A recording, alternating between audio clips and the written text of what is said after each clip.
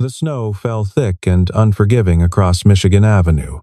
Daniel Brooks hunched his shoulders against the wind, boots crunching through the fresh powder as he approached the Aurora Lounge. Neon signs bled purple and gold across the white-coated sidewalk. He shouldn't be here. Lily had a piano recital in the morning. But Ryan had called from inside the club, words slurring together about needing a ride before he did something stupid. Daniel checked his phone. 11:47 p.m. The babysitter would charge extra. He climbed the icy steps toward the entrance, hand reaching for the brass handle, when the VIP door burst open. A gust of wind, a flash of black fabric. A woman stumbled onto the landing, one hand clutching champagne, the other grasping at the shoulder strap of her evening gown. The wind caught the fabric like a sail. Something snapped the sound sharp even over the howling storm. The dress slipped. Daniel's brain registered three things simultaneously. Black stilettos on ice. Bare shoulder. Victoria Hale, his boss. The woman who ran Northbridge Strategy Group with precision that bordered on ruthless. The executive who'd approved his promotion to senior creative director last spring. The ice queen whose approval rating among staff hovered near freezing. Their eyes met. Hers widened with recognition through the swirling snow. His locked in shock. Time crystallized. Snowflakes hung suspended between them. The muffled bass from inside the club seemed to fade. Victoria recovered first. She yanked a coat from the doorway, wrapped it around herself with movements that were too controlled, too deliberate. Her jaw set. Her expression shifted from surprise to something harder. Daniel looked away. Fast. His gaze dropped to the ice-covered railing, to his worn boots, to anywhere but her. "I didn't see anything," he said, voice barely audible over the wind. No response. When he looked up again, she was gone. The VIP door had closed. Only footprints in fresh snow remained, already filling in. Daniel stood frozen, not from cold, but from the certainty creeping through his chest like frost on glass. Monday morning was going to be a disaster. He found Ryan 20 minutes later, slumped in a booth with two strangers, and hauled him toward the exit. His brother protested the whole way. Daniel didn't hear a word. His mind was replaying those 3 seconds on a loop. The wind. The snap. Her face. His phone buzzed as he buckled Ryan into the passenger seat. From v.hale@northbridge.com. Subject: Monday meeting. My office. 8 a.m. No other text. No explanation. Daniel sat in the driver's seat, engine running, heat blasting. Snow accumulated on the windshield. Ryan snored beside him. 8 words. That's all it took. The forecast called for 6 more inches overnight. The city would wake up blanketed and silent. Beautiful, if you weren't about to lose everything. Daniel pulled into traffic, wipers fighting the snow. Through the rearview mirror, he watched the Aurora Lounge disappear into the white curtain of the storm. He'd worked 5 years to build security for himself and Lily. 5 years climbing from junior designer to senior creative director. 5 years proving he could be both a devoted father and a valuable employee. One moment. One gust of wind. One woman. Monday would decide whether any of it had mattered. The apartment was dark when he finally got home at 1:30 a.m. Mrs. Chen was asleep on the couch, TV flickering. Daniel paid her double, apologized quietly, and locked the door behind her. Lily's room glowed with the nightlight shaped like a crescent moon. He stood in her doorway, watching her breathe. 6 years old. Her whole world was him. The email sat unread on his phone. He didn't need to open it again. 8 words, burned into memory. Outside, Chicago slept beneath the snow. Inside, Daniel counted the hours until his career might end. Saturday morning arrived wrapped in silence. Daniel woke before his alarm, the way he always did when stress crept into his bones. The apartment was cold. He turned up the thermostat and started coffee. Through the kitchen window, the city gleamed white and pristine. Sunrise painted the snow pink and gold. It should have been beautiful. Instead, Daniel saw only the stack of bills on the counter. Electric. $127. Due Monday. Lily's piano lessons, $85. Due this week. Rent, $1,450. Due in 12 days. Healthcare premiums, $340. Auto-deducted Friday. His salary covered it. Barely. With his annual bonus, they could breathe. Without his job, he didn't finish the thought. Lily padded into the kitchen in her penguin pajamas, blonde hair sleep-tangled. "Daddy? Morning, Jellybean." He lifted her onto a stool. "How do you feel?" She touched her forehead dramatically. Still warm. Daniel checked. Slight fever, same as last night. Nothing serious, but enough to keep her home from the recital. He'd already called Mrs. Patterson to apologize. "Toast and jam?" he asked, with the crusts cut off. Obviously. While bread toasted, Daniel's phone sat face down on the counter. He hadn't responded to the email. What could he say? "Dear Miss Hale, I'm sorry I witnessed your wardrobe malfunction. Please don't fire me. I have a kid." No. Radio silence was safer. Lily munched her toast, legs swinging. Uncle Ryan was silly last night. He was. Daniel poured orange juice. "How do you know? You made the worry face when you came home." 6 years old, and she could read him like headlines. The weekend crawled by. Daniel tried to distract himself. Laundry, dishes, a SpongeBob marathon with Lily on the couch. But every time his phone buzzed, his heart jumped. Sunday evening, he gave Lily a bath, read her Where the Wild Things Are, and tucked her in with her stuffed rabbit. "Daddy's got a big meeting tomorrow," he said, smoothing her hair. "Will you win? Like when you showed those people the drawings and they clapped." She meant the Riverside retail pitch in October. Victoria had led that meeting. Daniel had presented the creative concept. They'd won a 3-year contract. That felt like another lifetime. "I don't know, Jellybean, but I'll try." Lily yawned. "You always try really hard." After she fell asleep, Daniel sat at the kitchen table with his laptop. He pulled up his resume last updated 3 years ago. His portfolio site needed work. LinkedIn profile, half complete. If Victoria fired him tomorrow, he'd need all of it. The cursor blinked in the employment history section. He typed, "Northbridge Strategy Group, Senior Creative Director, 2023 to 2025. Then deleted 2025. Then typed it again. Outside, snow began falling. Again. The third storm in 8 days. Chicago in February didn't mess around. Daniel closed the laptop. He walked to Lily's room, stood in the doorway, listened to her breathe. His daughter. His responsibility. His entire world sleeping under a purple comforter with stars on it. The city stretched beyond the frosted window. A million lights, a million lives. All of them warmer and more secure than is felt right now. At midnight, Daniel checked the weather. Low of 9 degrees. High tomorrow of 18. He checked his email one last time. Nothing new. Just that message, still sitting in his inbox like a grenade. My office. 8 a.m. sharp. He set 3 alarms, climbed into bed, and didn't sleep. The radiator clanked. Wind rattled the windows. Snow piled against the glass. Monday was 6 hours away. Daniel arrived at Northbridge at 7:42 a.m. The lobby gleamed with polished marble and winter light filtering through floor-to-ceiling windows. He rode the elevator to 18, each floor number illuminating like a countdown. Victoria's corner office overlooked the Chicago River, frozen solid and covered in snow. Her assistant wasn't at the desk yet. The door stood ajar. Daniel knocked twice. "Come in." Her voice carried no warmth, no anger. Just instruction. He entered.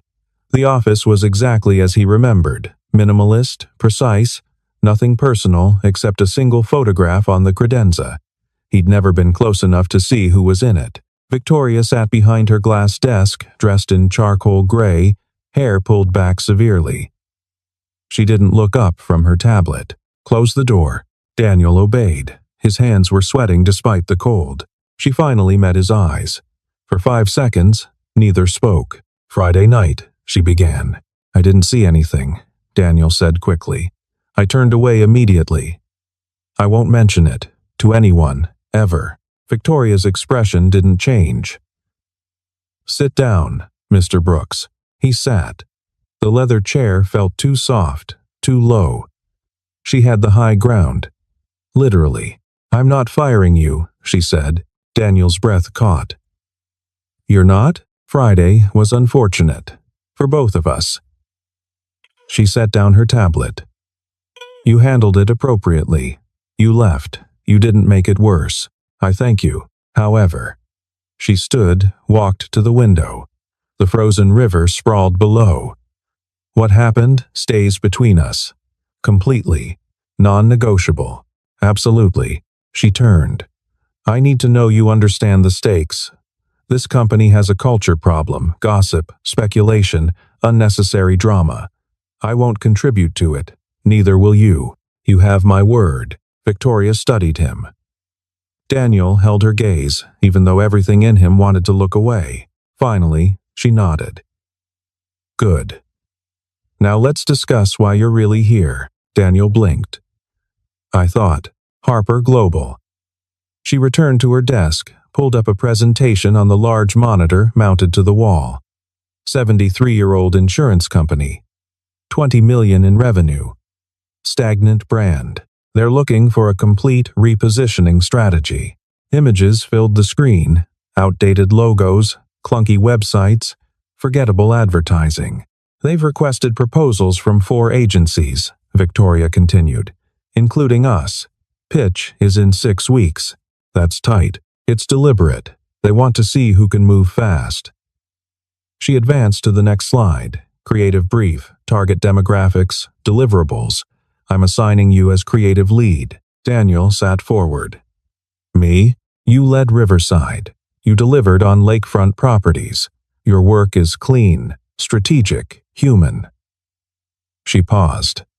"This project needs all 3. I appreciate the confidence, but what?" He gestured vaguely at the room, the situation. "I thought after Friday. After Friday, I realized something." Victoria's tone softened by a fraction. "You're professional. You respect boundaries. Those qualities are rarer than they should be." She pulled up a project timeline. "This is a partnership, Mr. Brooks. You handle creative. I handle client relations and strategy. We work together. Closely. Can you do that?"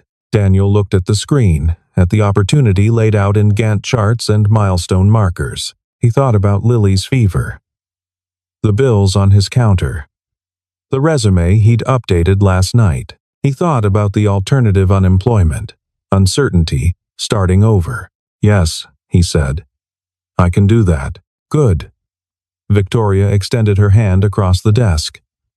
"Let's win this." Daniel stood. Her handshake was firm, brief, professional. As he left her office, the sun broke through the clouds outside. Light flooded the hallway, reflecting off snow-covered rooftops across the city. He still had his job. More than that, he had a chance. The days grew shorter.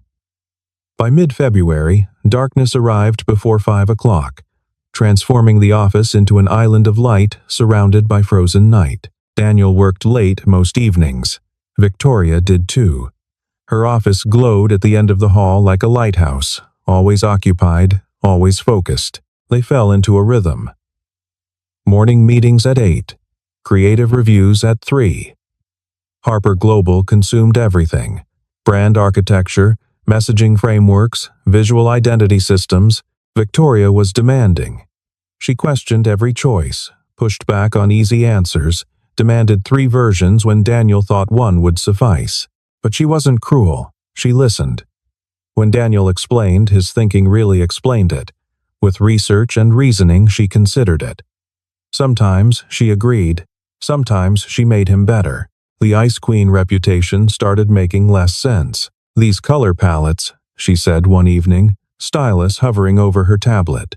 "They feel safe." Daniel looked up from his laptop. "Harper's been using navy and silver for 70 years. We're evolving, not destroying. Evolution requires courage."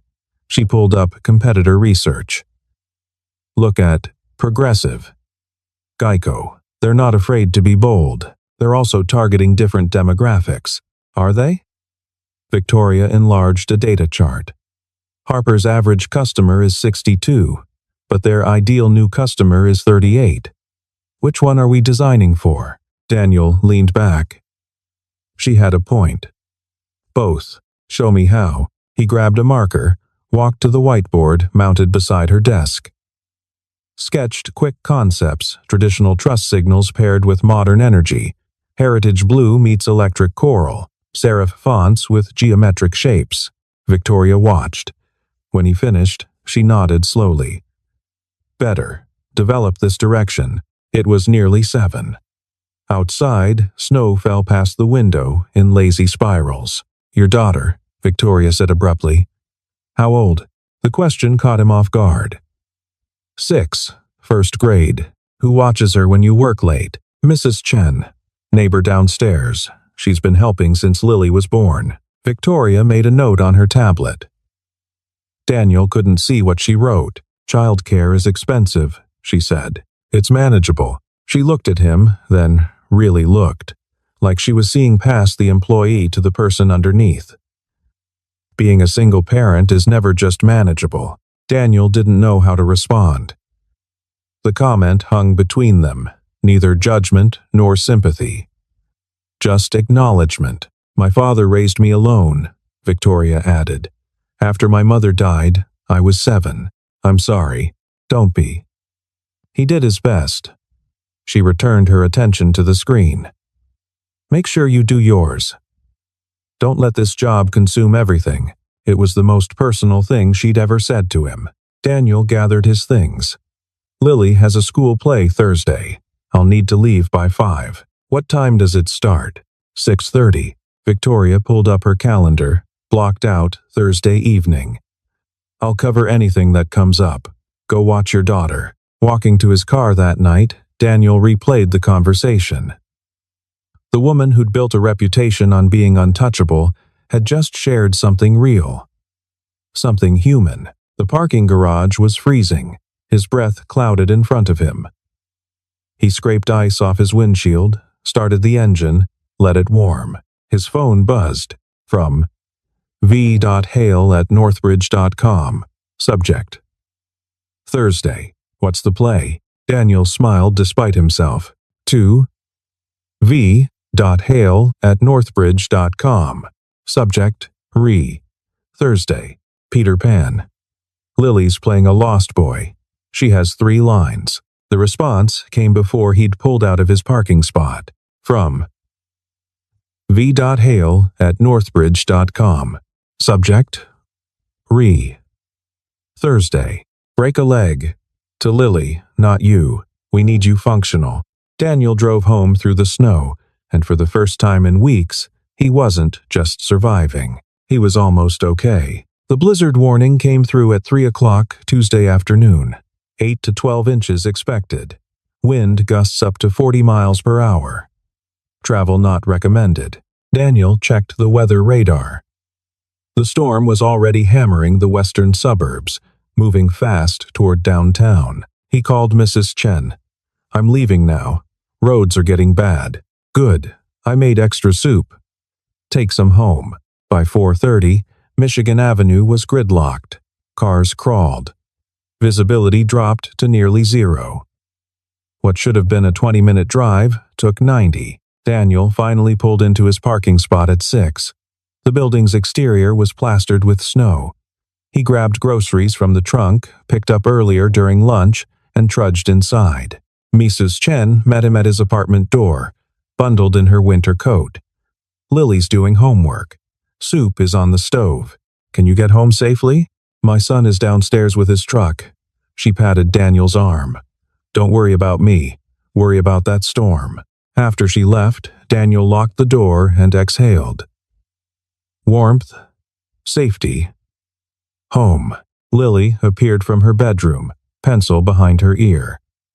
"Daddy," Mrs. Chen said, "there's a blizzard." "A big one." He kissed her forehead. "Which means we're staying inside tonight. Like a snow day?" "Exactly like a snow day." They ate Mrs. Chen's vegetable soup with crusty bread. Lily chattered about school, about Marcus who ate paste, about the class hamster who escaped during reading time, about her teacher's new haircut. Daniel's phone rang at 7:15. Unknown number. "Hello? Mr. Brooks." "Victoria Hale." He sat up straighter. "Miss Hale. Is everything okay? I'm stuck." Her voice was clipped, professional, but he detected something underneath. Frustration, maybe. "I left the office 40 minutes ago. My car is dead on Lakeshore Drive. AAA says 3-hour wait minimum." "Where exactly?" She gave him the location. 15 blocks away. "I can come get you," Daniel said. "You have Lily. She can come. We have snow boots." Silence. Then, "I don't want to impose. It's a blizzard, Miss Hale. Nobody should be stuck in this." More silence. 20 minutes later, Daniel pulled up to her Mercedes, hazard lights blinking weakly through the snow. Victoria stood beside it, arms wrapped around herself. Her wool coat was designer quality, but no match for the wind. Lily waved from the back seat. "Hi, Miss Hale." Victoria climbed into the passenger seat, bringing cold air and snow with her. "Thank you. Both of you. No problem." Daniel cranked the heat. "My apartment is closer than yours. You should wait there until the road's clear. I don't want to intrude on your evening." "You're not intruding," Lily announced. "We're making hot chocolate and Daddy lets me have extra marshmallows during blizzards." Victoria met Daniel's eyes. He shrugged. House rules. For the first time since he'd met her, Victoria Hale smiled. Small, brief, but genuine. Back at the apartment, Daniel handed her dry socks and a sweatshirt while her coat dried on the radiator. Lily dragged out her 500-piece puzzle, a winter landscape with a red barn and horses. "I'm terrible at puzzles," Victoria said. "That's okay.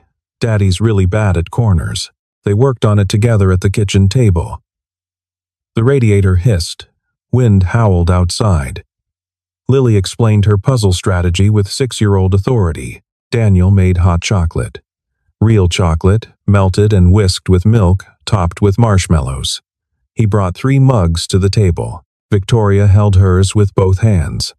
Steam rose past her face. She looked different here, smaller, somehow. "Softer. This is nice," she said quietly. Outside, the blizzard raged. Inside, warmth held steady. Wednesday morning arrived cold and clear. The storm had passed, leaving Chicago buried under 11 inches of fresh snow. The city dug itself out slowly, plows scraping, shovels hitting pavement, life resuming. Daniel dropped Lily at Jefferson Elementary at 8:20. She bounded toward the entrance in her purple boots, backpack bouncing. "Careful on the ice," he called. She waved without turning around. He drove to the office, made it through the morning meeting, reviewed 3 rounds of Harper Global Creative with Victoria. Everything felt normal, productive, on track. His phone rang at noon. "School number, Mr. Brooks?" "This is Principal Martinez." Lily had an accident on the playground. Daniel's stomach dropped. "Is she okay?" She fell on the ice. "We think her arm is broken. Paramedics are here. They're recommending Street Gabriel Hospital." I'm coming right now." He grabbed his coat, nearly knocked over his coffee. Victoria looked up from her desk. "What happened?" "Lily. Hospital. I have to go."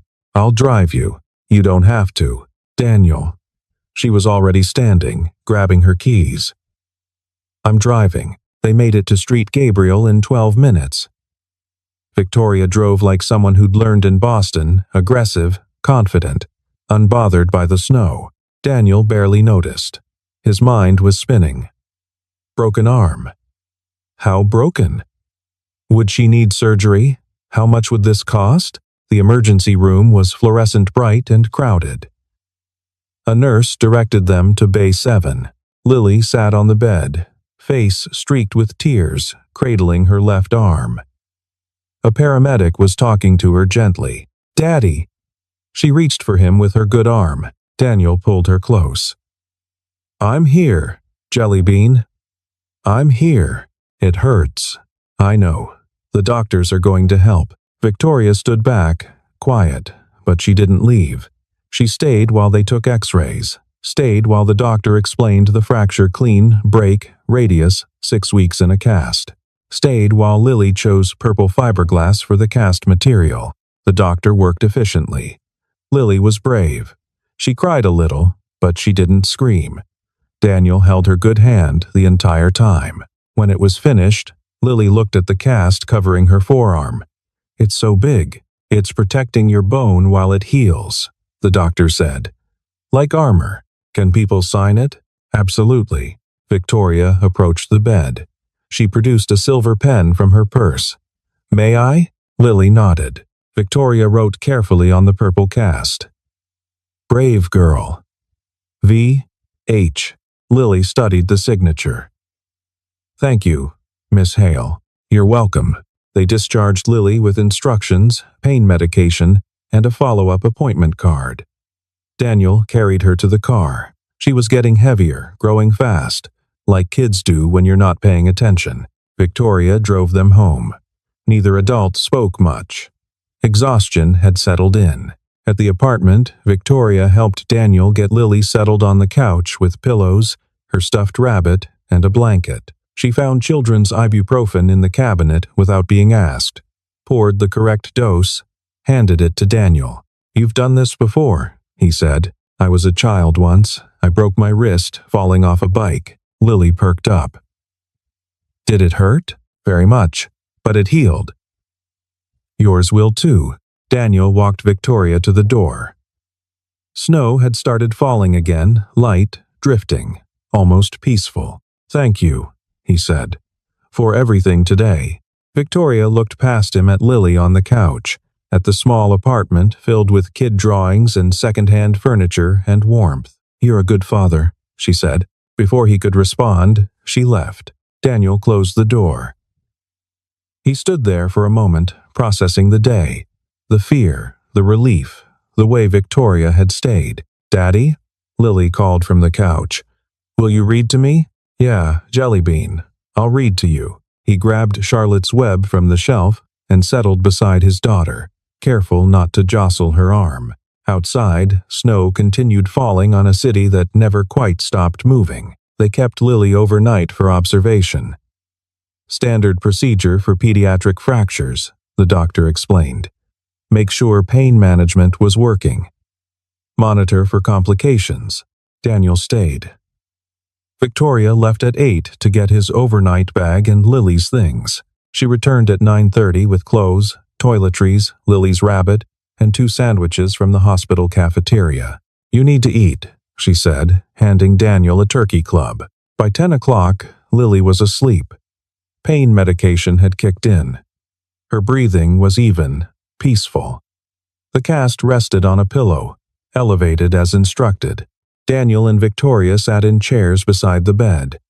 The hospital hummed around them, distant beeping, soft footsteps, low conversations in other rooms. "You didn't have to stay," Daniel said quietly. "I know, but you did." Victoria looked at Lily. "When I broke my wrist, my father stayed with me all night. He slept in a chair exactly like this one." She adjusted her position, grimacing. "These chairs haven't improved in 30 years. Daniel smiled despite everything. "They really haven't." Silence settled. Comfortable, for once, no pressure to fill it. "Can I ask you something?" Daniel said. "That reputation you have, Ice Queen, untouchable." Victoria didn't answer immediately. Outside the window, Chicago glowed buildings lit against the night sky, life continuing everywhere. "I've been alone for a long time," she finally said. "By choice, mostly. Career always came first. Relationships felt complicated, Risky. She paused. Easier to just not bother. How long is a long time? 20 years, give or take. Daniel processed that. 20 years. No partner, no family, just work. Don't you get lonely? He asked. Every single day. Her voice was steady, matter of fact.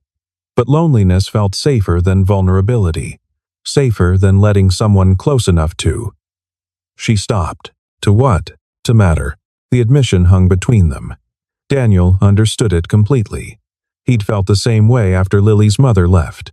Walls up, heart locked, safer alone. Can I tell you something? He said. Victoria turned toward him. Yes. I haven't been on a date since Lily was born. 6 years. Not because I don't want to. Because I'm terrified. Of what? Screwing it up. Choosing wrong. Bringing someone into her life who'll leave. He watched his daughter sleep. She's already lost one parent. I can't let her lose another. So you protect her by staying alone. That's not really living, Daniel. Neither is 20 years of voluntary isolation. Victoria smiled slightly, conceding the point. Touché. The nurse came in at 11 to check Lily's vitals. Everything normal. She'd be discharged in the morning. After the nurse left, Victoria shifted in her chair. I care about you. Both of you. I don't know what to do with that. Daniel's breath caught. What do you want to do with it? I don't know. I haven't thought this far ahead in 2 decades. He reached across the space between chairs, took her hand. She didn't pull away. We could figure it out together, he said, slowly. No pressure, just see what happens. Victoria looked at their joined hands. Her thumb moved slightly, tracing the edge of his palm. I'm not good at slow, she said. Neither am I. But maybe that's the point. Lily stirred in her sleep, murmured something incoherent. They both froze, watching. She settled again, breathing deeply. Victoria squeezed Daniel's hand. Okay, let's see what happens. Outside, the city sparkled. Inside, something new began. Daniel woke to sunlight streaming through the hospital window. He dozed off in the chair around 2 a.m. His neck ached. His back protested. Victoria was asleep on the small couch by the door, curled under a hospital blanket. Her hair had come loose from its usual severe style, falling across her face. She looked different. Younger. Less guarded. Lily opened her eyes at 7:15. Daddy? Morning, Jellybean. How's your arm? She wiggled her fingers, testing. Okay.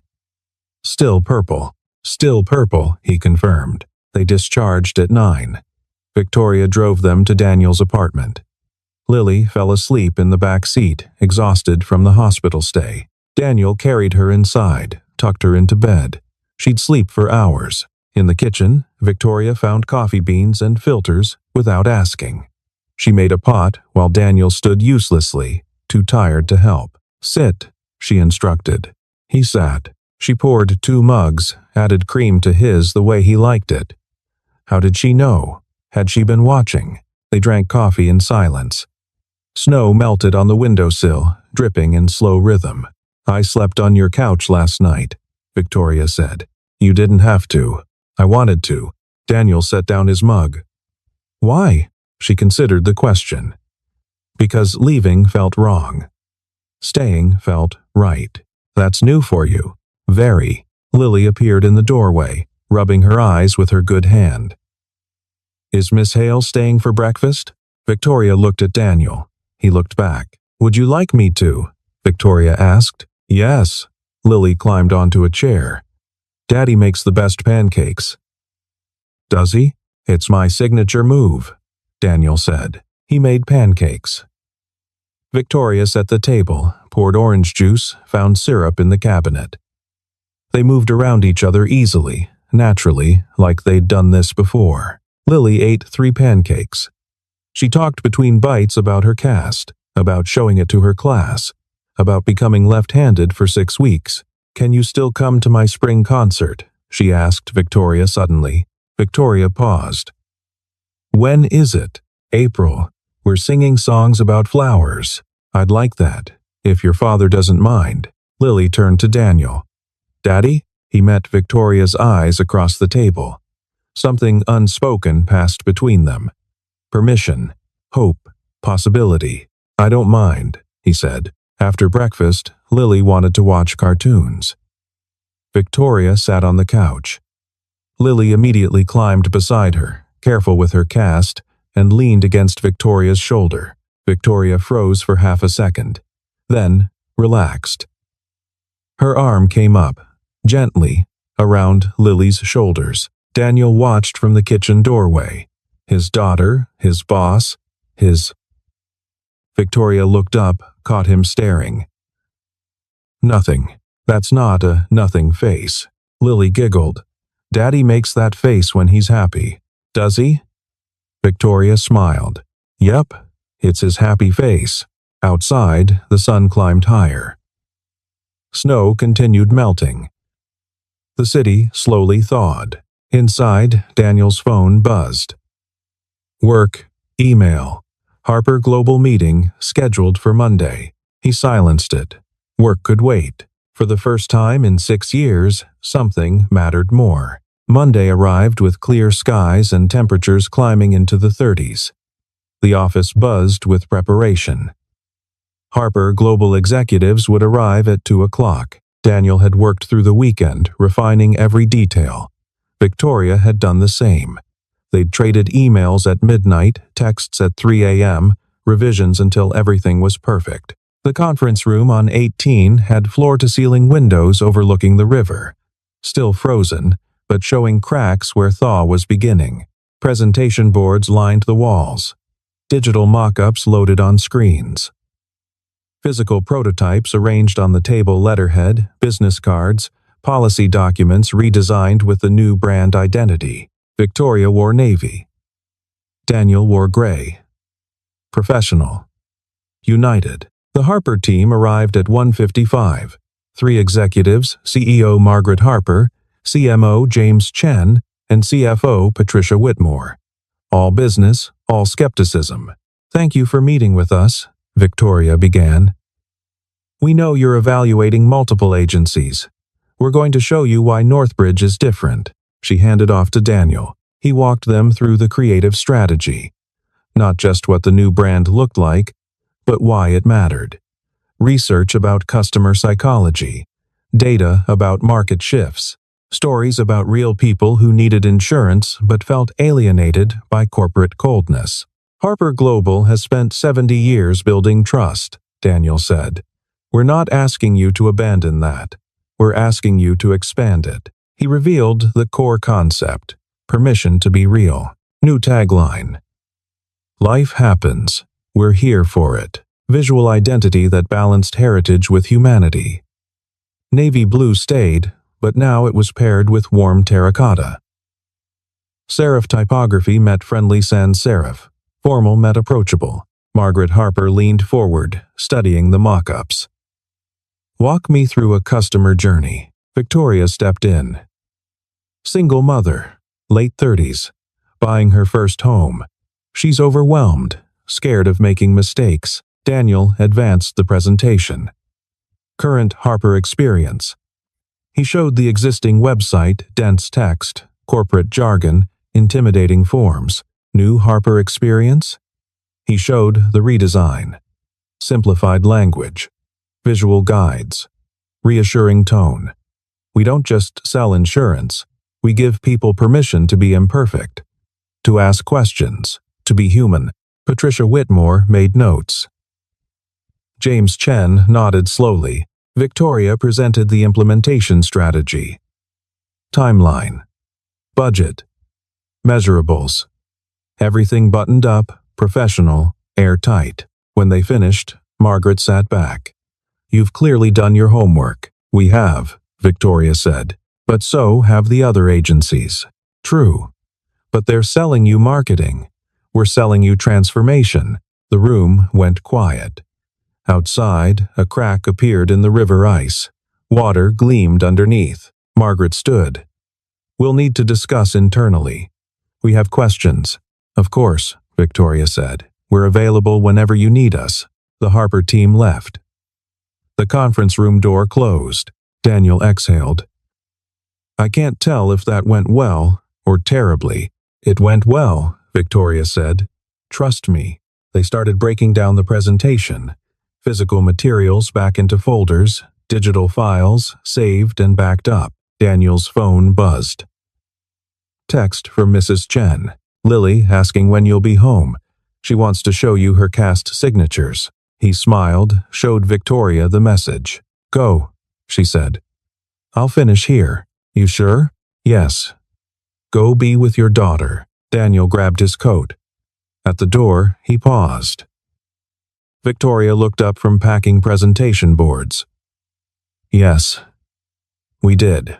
He left the office feeling something unfamiliar. Not just hope about the pitch, something bigger, like pieces of his life were finally fitting together. They discharged Lily Thursday afternoon. 6 days post-fracture, pain managed, healing on track. Daniel took Friday off to keep her comfortable at home. Victoria called at 10 a.m.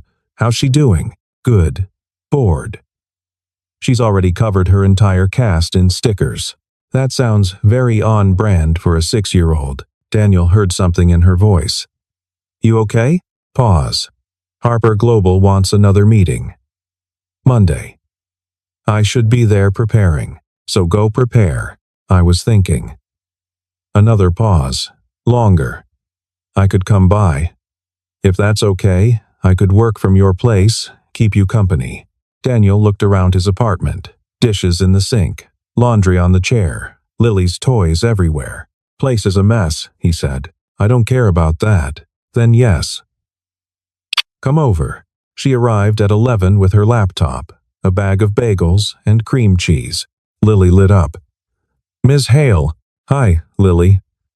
"I brought lunch." They ate bagels at the kitchen table.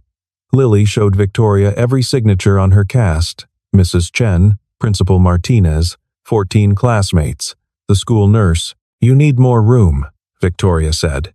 "Daddy says I can't go back to school until Monday, so no more signatures." "Well?" Victoria pulled out her silver pen. "I could add another one." She wrote on a blank spot near Lily's elbow. "Getting braver every day." Lily read it carefully. "Thank you." "You're welcome." Victoria set up her laptop at the table. Daniel made coffee. Lily settled on the couch with coloring books. They worked in comfortable silence.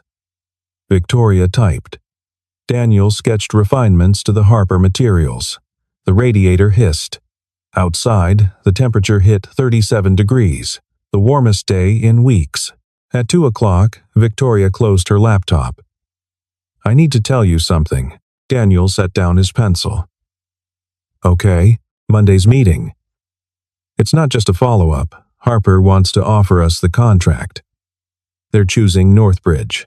That's Daniel processed. "That's incredible. Why didn't you lead with that?" "Because the contract isn't why I'm here." Lily looked up from her coloring. "Why are you here, Miss Hale?" Victoria turned toward her. "Because I wanted to be here. With both of you." "Oh." Lily considered this. "Do you like us?" "Very much." "Do you like my daddy?" Victoria glanced at Daniel. He held his breath. "Yes," she said.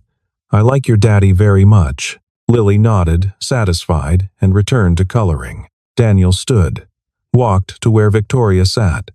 She looked up at him. "I don't know how to do this," she said quietly. "I haven't done this in 20 years. Do what? Care about people. Let them care back. Risk everything feeling real. You want to know a secret?" Daniel crouched beside her chair. "I don't know how to do it either. I've been terrified since the day Lily was born. But you do it anyway. Because she's worth the fear." Victoria's eyes searched his face. "And us? This? Whatever we're building?" Daniel took her hand. "Worth it." She leaned forward, kissed him. Soft, brief, testing. "Okay," she whispered. "Okay? I'm staying. Not just today. I mean, if you want me to." "Miss Hale?" Lily called from the couch. Are you Daddy's girlfriend now? Victoria laughed a real laugh, surprised and genuine. I think maybe I am. Good. Can you stay for dinner? Daddy's making spaghetti. Daniel met Victoria's eyes. Can you? Yes, she said. I can stay. That night, they ate spaghetti at the small kitchen table. Lily told stories about school. Victoria asked questions. Daniel watched both of them, hardly believing this was real. After dinner, they did dishes together. Lily supervised from her chair, giving directions. Outside, the sun set over Chicago. The snow was melting. Streets gleamed wet. The worst of winter was passing. Inside, Daniel's apartment filled with voices, laughter, life. Victoria stayed until Lily's bedtime. She read Goodnight Moon while Daniel cleaned the kitchen. At the door, she kissed him again. Longer this time. Sure. See you Monday, she said. See you Monday. She left. Daniel locked the door, leaned against it. His phone buzzed from v.hale@northbridge.com. Subject: Tonight. Thank you. For everything. V. Daniel smiled. Winter wasn't over, but spring was coming, and for the first time in years, he believed in new beginnings.